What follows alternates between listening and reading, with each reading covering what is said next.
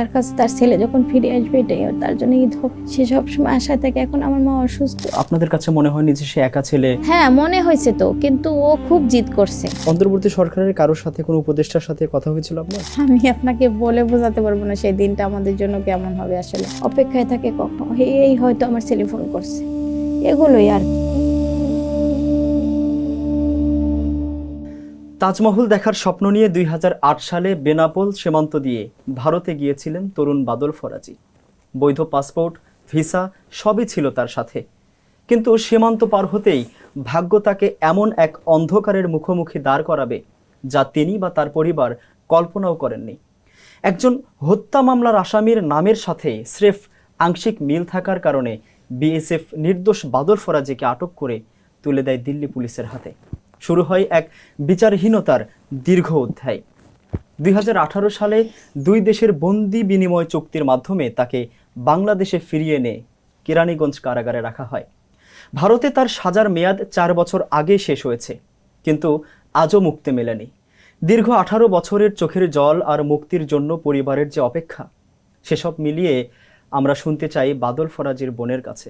আমাদের স্টুডিওতে আছেন বাদল ফরাজির বড় বোন আকলিমা বেগম। স্বাগত আপনাকে। আপনার কাছে একটু ঘটনা জানতে চাই, আসলে কি ঘটেছিল সেদিন যখন বাদল ফরাজি ইন্ডিয়ার উদ্দেশ্যে যাবে, তার আগে থেকে ওর মনের মধ্যে তাজমহল দেখার নিয়ে অনেক ইচ্ছা, অনেক স্বপ্ন এগুলো পুষেছিল। যে শুনছে অনেকের কাছেই তাজমহলের গল্প, তো তাজমহল দেখার খুব ইচ্ছা নিয়ে পরিবারে, আমাদের ফ্যামিলিতে ওরকম অর্থ নেই যে আমরা সহপরিবারে যাব বা কাউকে তাকে ঘুরিয়ে নিয়ে আসবো, এরকম না অবস্থা। আমরা খুবই নিম্নবর্তী পরিবার। তো ও টিফিনের টাকা গুছিয়ে আর কি এই বাবাকে মাকে সকলকে রাজি করিয়ে ও আর কি পাসপোর্ট করে বা তারপরে ভিসা করে। কিন্তু ও যাওয়ার 3 মাস আগে একটা মার্ডার হয় দিল্লিতে, ইন্ডিয়াতে ও ঢোকার 3 মাস আগে। তো তখন ও যখন মানে বর্ডার ক্রস করে, তখন তাকে বিএসএফ আটক করে এবং ওকে শুধু ওর নাম জিজ্ঞেস করছে, কোনো পদবিও জিজ্ঞেস করেনি বা কিছু না। আর পদবিটা এটা আমরা তখন বুঝতাম না, মানে তখন ও যে ছোট, ওই পদবিটাও বুঝতো না। তারপরে ও আর কিছু জিজ্ঞেসই করেনি, শুধু বলছে যে তোমার নাম কি, তো বলছে বাদল। তারপরে আর কিছু না জিজ্ঞাসা করে তাকে ধরে নিয়ে যায়। ধরে নিয়ে গিয়ে তাকে জেলে দেওয়া হয়। জেলে দেওয়ার পরে তাকে ওই বিচার, ওই খুনের মার্ডারের অপরাধ তাকে দেওয়া হয় এবং তাকে মারধর, টর্চার করা হয়। তাকে স্বীকার করানো হয় যে তাকে মেরে ফেলা হবে বা তাকে যদি স্বীকার, ওইটাই তাকে করে। পরে সে ওখানেই ছিল। পরে আমরা কিছুদিন পরে জানতে পারি, আমরা তো টেনশনে ছিলাম যে গেল, আর কোনো খবর পেলাম না। তারপরে কিছুদিন পরেই আমরা জানতে পাই যে ওকে এভাবে এই মার্ডারের সাথে জড়িয়ে তাকে জেলে দেওয়া হয়েছে। তারপরে তো বুঝতেই পারেন ফ্যামিলির অবস্থা কি হয়। ও তো সংসারে বড় ছেলে, আমার পরেও তো বাবার খুব আদরের ছেলে। তারপরে যখন ওখানেই ও ছিল, তারপরে চিঠিতে আমাদের কথা হতো। ও চিঠি লিখতো, আমরাও চিঠি লিখতাম, চিঠি চালাচালি হয়, আমরা চিঠির মাধ্যমে আমাদের কথা হয়। পরে খুবই নার্ভাস ছিল, ও তো খুব ভয় পেয়ে গেছিলো যে কখনো মানে শহরের মংলা শহরটা খুব ছোট, মংলা বন্দর, বাংলাদেশে 2টা বন্দর, তো দ্বিতীয় বন্দর মংলা বন্দর। সেই মংলা বন্দরের ছেলে, মংলার বাইরে কখনো যাওয়া হয়নি, এই আর কি। তখনও খুব ভীতু ছিল, ক্লাস 8-এ পড়তো। তো ক্লাস 8-এ পড়া ছেলে গেছে ওখানে গিয়ে ওই ঝামেলায় পড়ছে। পরে ওই জেলের ভিতর থেকেও পড়াশোনাটা বেছে নিছে, পড়াশোনা। সে যখন গেল, তারপরে আপনারা তাকে ছাড়ানোর জন্য কি কি চেষ্টা করেছিলেন? না, ছাড়ানোর জন্য আরেক দেশে, সেখানে তো আমাদের কিছু করার ছিল না।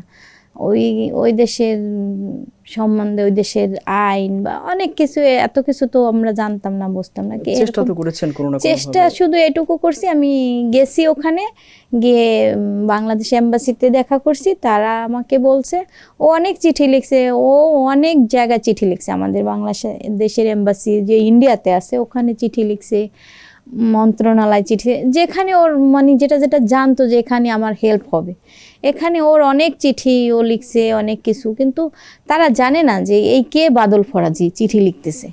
পরে আমি যাওয়াতে আমি তাদের সাথে দেখা করি, কথা বলি, তারা বলতেছে তখন তারা আর কি জানতে পারলো।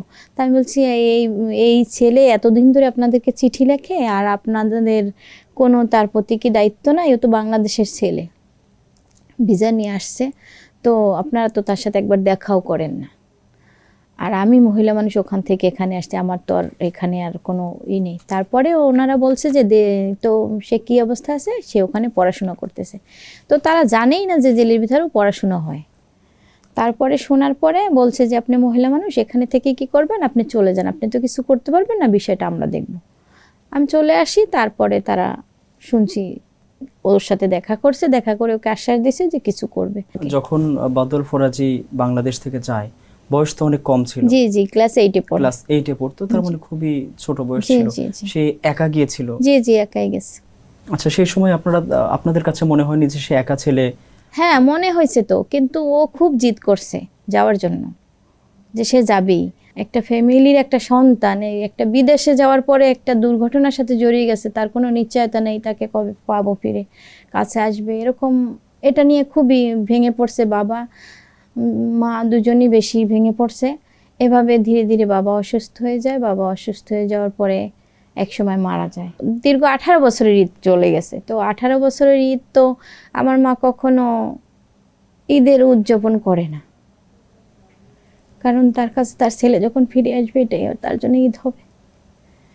সে সবসময় আশায় থাকে। এখন আমার মা অসুস্থ, তার সে খেতে পারে না, সে ডায়াবেটিস, তার আপ ডাউন করে, এটা নিয়ে সে টেনশন করে ছেলেকে নিয়ে সবসময়।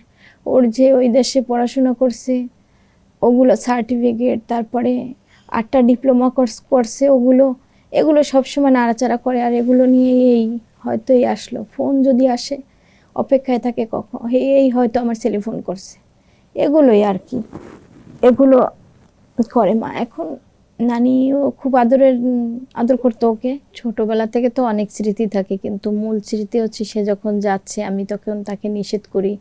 আর তখন সে আমাকে ভরসা দেয়, আপু কোনো চিন্তা করবেন না, আমি খুব দ্রুত চলে আসবো আপনাদের কাছে, ঘুরতে যাচ্ছি, আমি তো আর কোথাও ও দেশে থাকবো না, আমি তো ঘুরেই চলে আসবো কিছুদিন মাত্র। বাংলাদেশে যখন বিষয়টা নিয়ে আলোচনা করলেন, জি, যোগাযোগটা কিভাবে বাংলাদেশে কার সাথে করেছিলেন বা কি রকম এটা সাড়া হচ্ছে পেয়েছিলেন? মূলত ইন্ডিয়া থেকে একটা মানবাধিকার টিম ছিল, টিম বলতে না, একটা কর্মী ছিল রাহুল কাপুর নামে।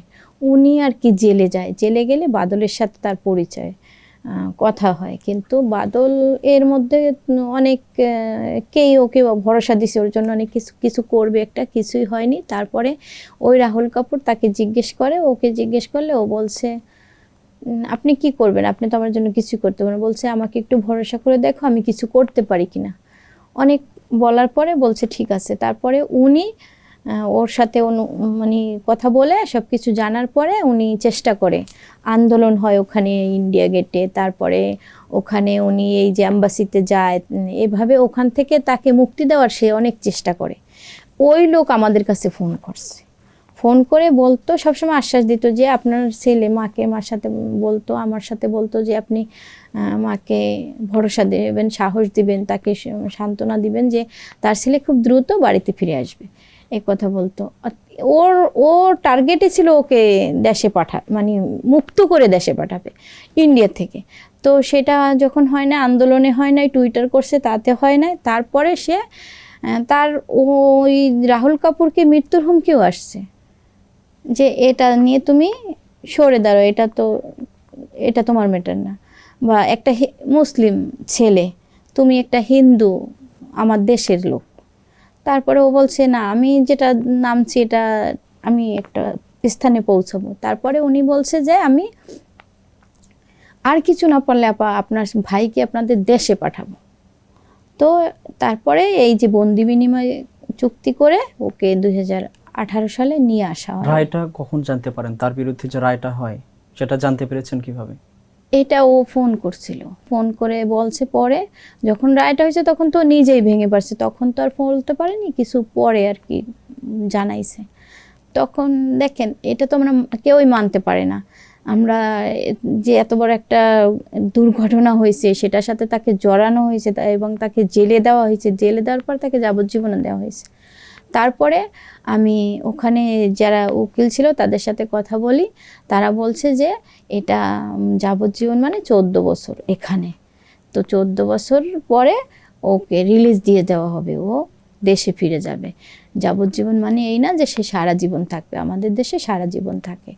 এই কথা বললে তো কিছুটা স্বস্তি পাই যে আমার ভাই আমাদের কাছে ফিরে আসবে। এভাবে তো অনেক বছর চলেই গেছে অলরেডি। ভারতে থাকাকালীন সময় কি তার সাথে কখনো দেখা হয়েছিল?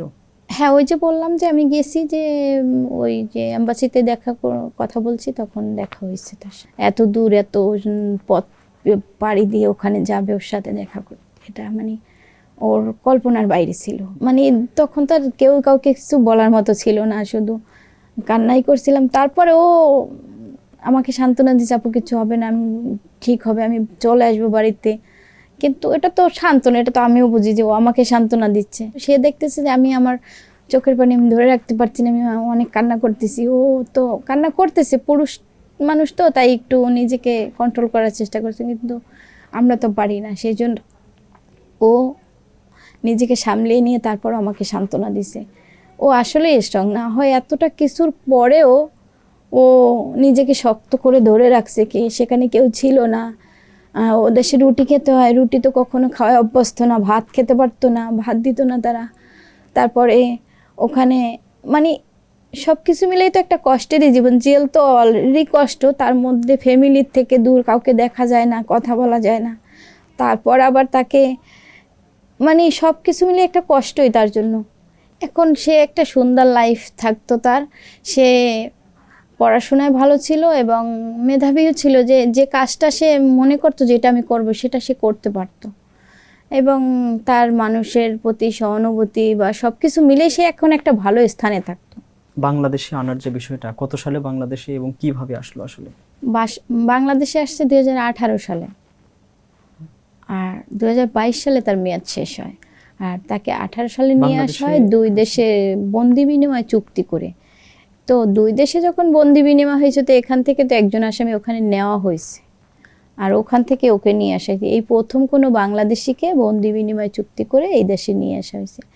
তখন ওই দেশের রাহুল কাপুর বলছিল, আপা আপনাদের সাথে ও যদিও দেশে যাচ্ছে, কিন্তু আপনাদের স্বরাষ্ট্র মন্ত্রণালয় থেকে আপনাদের সাথে 3-4 দিন একসাথে থাকার ব্যবস্থা করা হবে, যেহেতু এতটা বছর পরেও আপনাদের দেশে যাচ্ছে, আপনাদের সাথে দেখা হবে, কথা হবে, আর আপনারা একসাথে একটু টাইম স্পেন্ড করবেন। কিন্তু ওকে যখন এখানে নিয়ে আসা হয়েছে, তখন আমাদের সাথে দেখা করানো হয় না, যে ওই এয়ারপোর্ট থেকে তাকে জেলে নিয়ে গেছে কেরানীগঞ্জে, ওখানেই রাখা হয়েছে। তার পরের দিন আমরা জানতে পারছি যে কোন জেলে আছে, এবং আমরা তার পরের দিন গিয়ে জেলে দেখা করছি। মাও তো নিজেকে ধরে রাখতে পারে না, আর ও তো এটা মানে এটা তো আশা ছিল আরও আগে যে এয়ারপোর্টেই ওদের দেখা হবে, তবুও তো ওর আশাটা পূর্ণ হয়নি। তারপর জেলে, এটা এত বছর পরে ওই মাকে দেখে গেছে, যে তখন তো মা আরও ইয়ং ছিল 10 বছর আগে, এখন সেই 10 বছর পরে মাকে দেখতেছে। তো মানে দুইজনই দুইজনকে আসলে খুবই কষ্টের জায়গা এটা, যে জেলে গিয়ে দেখছে, এবং সেটা মানতেও কষ্ট হয়। কিন্তু আসলে একটা ছিল অনুভূতি, যে আমি আমার ছেলেকে 10 বছর পরে দেখতে পাচ্ছি, পরে হলেও আমি দেখতে পাচ্ছি। আর ওর দেশে আসার মূল উদ্দেশ্যই ছিল যে আমি আমার ফ্যামিলিকে দেখতে পারবো, এবং আমার ফ্যামিলি আমাকে দেখবে, আমার দেশের মানুষ আমার সহানুভূতি করবে, এবং আমাকে সুবিচার করবে। এটার কোনোটাই হয় না। এরপর থেকে তো নিয়মিতই দেখা জি, সাক্ষাৎ হচ্ছে। নিয়মিত বলতে আমরা নিয়মিত দেখা করতে পারতাম না, মাসে 2 বার দেখা করার অনুমতি ছিল, কিন্তু আমরা পারতাম না। মংলার থেকে এসে দেখা করে আমাদের জন্য কষ্টকর হতো, এই জন্য আসতাম না সব সময়, যখন পারতাম তখন আসতাম, এভাবে দেখা হতো। 10 বছর অলরেডি ও ইন্ডিয়াতে জেল খেটে আসছে, আর তারপরে এখানে আর 4 বছর আছে। এই 4 বছর তো তখন ওই 10 বছরের সমানই মনে হয়েছে, কিন্তু মনে করতাম যে 4 বছর শেষ হয়ে গেলে চলে আসবে, কিন্তু 4 বছর শেষ হওয়ার পর আরও 4 বছর শেষ হয়ে গেছে, কিন্তু আমার ভাই বাইরে আসতেছে না। এই যে ছাত্র আন্দোলন হলো, তখন কিন্তু অনেক আসামিকে মুক্তি দেওয়া হয়েছে। আমরা তখনও আশায় ছিলাম যে হয়তো আমার ভাইকেও মুক্তি দেওয়া হবে, কেন অগণিত লোক মুক্তি পাইছে, ফাঁসির আসামি, যাবজ্জীবন, তারপরে আরও বড় বড় অনেক আসামি সাজাপ্রাপ্ত যারা ছিল মুক্তি পেয়েছে। কিন্তু আমার ভাই মুক্তির বদলে সে হয়েছে যেখানে সে ছিল কেরানীগঞ্জে তার একটা স্থান সে করে নিয়েছিল। ইন্ডিয়াতে যেমন পড়াশোনা, খেলাধুলা সব কিছু আছে জেলে, ওটা দেখে ওইগুলো আর কি এখানের জেলে ও নিজের থেকে করছে। জেলার সাথে কথা বলে লেখাপড়া, আর্ট স্কুল, তারপরে পড়াশোনা, তারপরে এই আরবি পড়া, ইংলিশ, মানে কাজ শেখানো। যে একটা মানুষ যখন জেলে ঢোকে তখন সে অপরাধ করে ঢুকলে ওইখানে একটা তাকে মানে সময় দেওয়া হয় এই জন্য যে যাতে সে ঠিক হয়। আর এই কাজটাই ও ভিতরে করতো, ও টিচারের কাজ করতো। ও ওইটা প্রশিক্ষণ দিত সকলকে। 800 সম্ভবত 8,000 এরকম একটা অ্যামাউন্ট হবে ওই জেলে, 8,000 বন্দি। ওই সবগুলোকেই ও প্রশিক্ষণ দিত, ও ভিতরে এই কাজগুলো করতো। আর এটা নিয়ে জেল কর্তৃপক্ষ ওর সাথে খুব একমত এবং ভালোবাসতো। এই জেলে আপনারা খোঁজ নিলে জানতে পারবেন যে বাদল ফরাজির কেমন লোক ছিল। এবং কেরানি ওই যে আমি বললাম যে যুদ্ধ মানে এই যে ছাত্র আন্দোলনের সময় ওকে এখান থেকে কেরানীগঞ্জ থেকে কাশিমপুরে নিয়ে যাওয়া হয়। কাশিমপুরে নিয়ে গেলে তাকে তার কোনো ডকুমেন্ট, তার এই 10 বছর তার যেমন মানুষ একটা সংসার জীবনে গুছিয়ে নেয়, ওর জীবনটা কিন্তু ওই জেলটাই। তো ওর ইন্ডিয়ার থেকে এই পর্যন্ত আসার যা কিছু ডকুমেন্ট ছিল সব কিছু ওখানেই। ওকে শুধু অফিসে ডাকা হয়েছে, ওকে অফিসে ডাকা হইতো মাঝে মাঝে, জেল সুপারের সাথে ওর কথা হতো বা কোনো প্রয়োজনে ডিসকাস করতো বা কিছু। কিন্তু ওই দিন ওকে ডাকছে, ও প্রস্তুত ছিল না। ও তো জানে না যে ওকে কাশিমপুরে নিয়ে যাওয়া হবে। তখন ওকে কাশিমপুরে নিয়ে যায়। কাশিমপুরে নিয়ে গেলে ও মানে তখন একটা যেমন মানুষের শর্ট যে এটা কিভাবে হইলো, আর ওকে তো এই সময়টুকু দেওয়া হয়নি তোমার কি কি আছে এটা তুমি রেডি করে তুমি যাবে, এটা ওকে বলাও হয়নি। ওর সকল কিছু ওই কেরানীগঞ্জেই রয়ে গেছে, তারা কিছু ওকে দেয় নাই। এখন এটা আমার অনুরোধ যে তার আইডেন্টিফাইয়ের জন্য তার সকল ডকুমেন্ট তাকে ফিরাই দেওয়া হোক। কারণ সে তো এই 10 বছর ধরে পড়াশোনা, তারপরে যে এইটা 8টা ডিপ্লোমা কোর্স করছে, যা যা কিছু অর্জন করছে সেটা তার জেলেই ছিল। সকল কিছু সে ওখানেই রাখছে, কিন্তু তাকে কিচ্ছু দেওয়া হয়নি। এক কাপড়ে তাকে পাঠাই দেওয়া হয়েছে কেরানীগঞ্জ, এবং পরে বলছে পাঠাই দেওয়া হবে। তাকে যে কাপড় চোপড় পাঠাই দিয়েছে, কাপড় চোপড় এবং ডকুমেন্ট কিছুই পায়নি সে, শুধু কাপড় চোপড়টা পাইছে, তাও সামথিং কিছু, আর কিছুই পায়নি সে। আপনি ছাত্র আন্দোলনের কথা বলছিলেন, জি। তো যে সময় আপনি বললেন যে অনেককে ছেড়ে দেওয়া হয়েছে, জি জি অন্তর্বর্তী সরকার যখন ক্ষমতায় জি নিল, যখন তারা যখন থাকলো রাষ্ট্র পরিচালনায়, জি অন্তর্বর্তী সরকারের কারোর সাথে কোনো উপদেষ্টার সাথে কথা হয়েছিল আপনার? জি আসিফ নজরুল সাল কিন্তু আইন উপদেষ্টা ছিলেন। হ্যাঁ। আর তিনি কিন্তু 2019 সালে এক কলম লিখেও ছিলেন বাদল ফরাজিকে নিয়ে। তৎকালীন সরকারের সময় লিখেছিলেন ভুল বিচার, বাদল ফরাজি বাদলের ভুল বিচার, বাদল অথবা বাদল ফরাজির ভুল বিচার, এরকম একটা কলম লেখা আছে তার। আচ্ছা। কিন্তু সে যখন আইন উপদেষ্টা হলে, এখানেও আমরা একটা আশাবাদী ছিলাম যে সে যখন এক কলম লেখছে তখন তো সে সরকারে ছিল না, আর এখন সে সরকারের একটা স্থানে আছে, সে চাইলেই কিছু করতে পারবে, আমার ভাইয়ের জন্য কিছু করবে। ও আশাবাদী ছিল, আমরাও ছিলাম, কিন্তু সে ওর জন্য কিছু করেনি।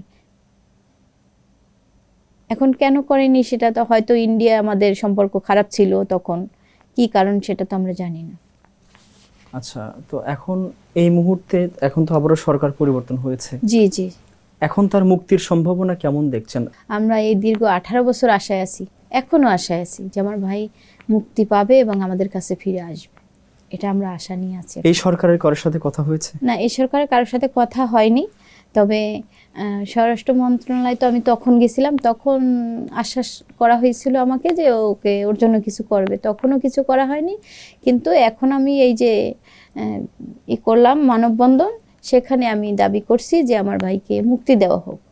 এখন তারা আমি যেখানেই যাই শুধু বলে এটা ভারত করতে পারবে, ভারতের অনুমতি ছাড়া করতে পারবে না। এখন ভারতের যদি অনুমতি দরকার হয়, ভারতের কাছ থেকে কিছু দরকার হলে আমরা চাই না, সেটা আমাদের চাইতে হবে লিগালিভাবে। এখন সেটা তো যদি আমি চাইতে পারতাম তাহলে তো আমি চাইতাম, তাহলে তো আমি কারোর কাছে যাইতাম না। তাহলে এটা আসলে কার করণীয়? এটা সরকারের। আচ্ছা। জি, সরকার লেভেলের। ওর মূলত ওকে নিয়ে আসা হয়েছে স্বরাষ্ট্র মন্ত্রণালয়ের ডকুমেন্ট, এবং ওরা তাদের কাছেই সকল কিছু দায়িত্ব ছিল। এখন তারপরে কার কাছে দায়িত্ব গেছে এটা আমি জানি না। তখন একজন অফিসার ছিল মোনায়েম হোসেন, জয়েন্ট সেক্রেটারি, সে বিষয়টা জানতো এবং সকল কিছু সেও করছে, কিন্তু তার যাওয়ার পরে এই বিষয়টা স্বরাষ্ট্র মন্ত্রণালয় কেউ জানেই না যে এই বাদল ফরাজিকে, আর এই বাদল ফরাজিকে কোনো এরকম চুক্তি করে নিয়ে আসা হয়েছে, আদৌ জেলে আছে কি না, তাকে মুক্তি দেওয়া হয়েছে কি না, এরকম কোনো কিছুই না। এবং তখন কিন্তু আসাদুজ্জামান খান জেলে তার সাথে দেখাও করে আসছে এবং আমাকেও আশ্বাস দিছে আমি যখন গেছি, কিন্তু ওই কাজ কিছুই হয়নি, শুধু দেখা, কথা, নিউজ, অনেক নিউজ হয়েছে, কিন্তু এই আমি শুধু নিউজের মধ্যেই থেকে গেলাম। আমার ভাইয়ের খবরটাও নিউজের মধ্যে থাকে, নিউজের বাইরে কখন আসেনি। নিউজের বাইরে আসতো আমি যদি মনে করি যদি আমার ভাই বাইরে আসতো। আপনিও আইনগতভাবে আসলে কিছু করতে পারছেন না। কিভাবে করব? আমি যদি আইনে যাই আমার তো অনেক টাকার দরকার, এত টাকা তো আমাদের নেই।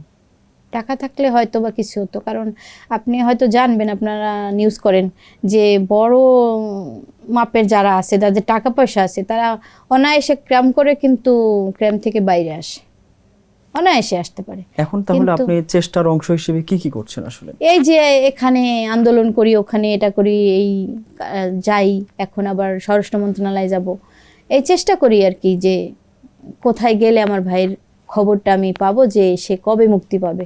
এখন কবে মুক্তি পাবে সেটাও আমি জানি না, আর মুক্তি পাবে কি না সেটাও আমি জানি না, শুধু আশাই করি এবং আমি যাই।